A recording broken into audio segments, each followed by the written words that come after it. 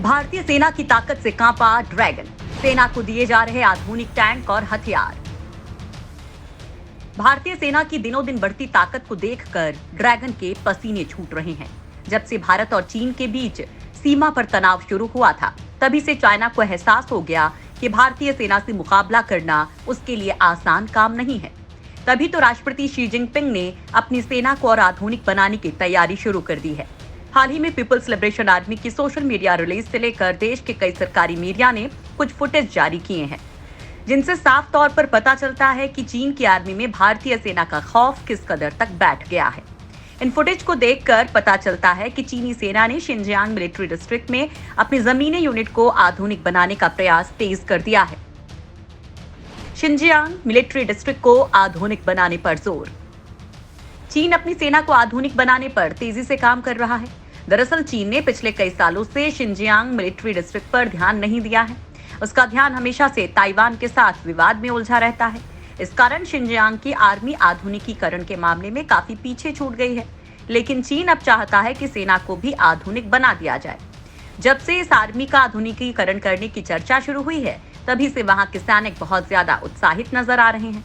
पिछले साल तक इस क्षेत्र की सेनाओं के पास टाइप 88 जैसे युद्धक टैंक और टाइप 63 जैसे सैनिकों को ले जाने वाले बख्तरबंद वाहन थे। अध्ययन के अनुसार अब यहाँ की सेनाओं को भी अत्याधुनिक टैंक और हथियार दिए जा रहे हैं। आपको बता दें कि Xinjiang military district western theatre command का एक हिस्सा है। ये सैनिक मुख्य रूप से 76वीं और 77वीं समूह सेनाओं में बटे हुए हैं। रिसर्च के मुताबिक 76वीं और 77वीं समूह सेनाओं का मुख्यालय चोंगकिंग और बाओजी में है।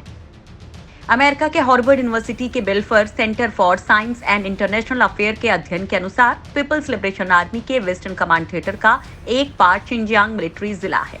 यहाँ लगभग 90,000 से 1,20,000 जमीनी सैनिक हैं। हालांकि वेस्टर्न थिएटर कमांड के पास तिब्बत और शिनजियांग के अशांत क्षेत्र में जमीनी संचालन का अधिकार नहीं है। इसके बजाय यहाँ सुरक्षा को लेकर 2 सेना निर्देशित मिलिट्री डिस्ट्रिक्ट है। वीडियो फुटेज में दिखे जिनपिंग के खतरनाक मंसूबे, खतरनाक आत्मघाती ड्रोन भी करेगा शामिल।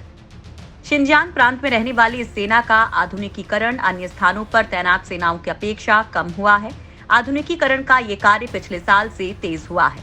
चीन का सरकारी मीडिया भी जमकर इस प्रचार को करने में लगा हुआ है और माना जा रहा है कि भारत से सीमा के विवाद के बाद उसने इस तरह से अपनी सेना को नए रूप में आने की प्रक्रिया शुरू की है।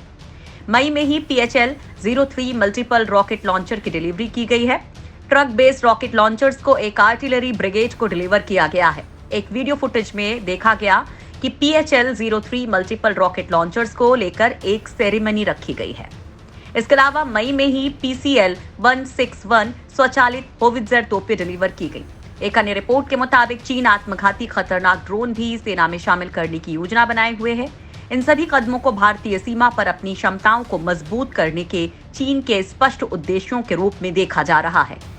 ANI की रिपोर्ट के अनुसार शिनजियांग में सैन्य प्रणालियों को मजबूत करने के पीछे पिछले साल भारत के साथ सीमा गतिरोध को साफ तौर पर देखा जा रहा है। ताइवान पर बड़े हमले की तैयारी।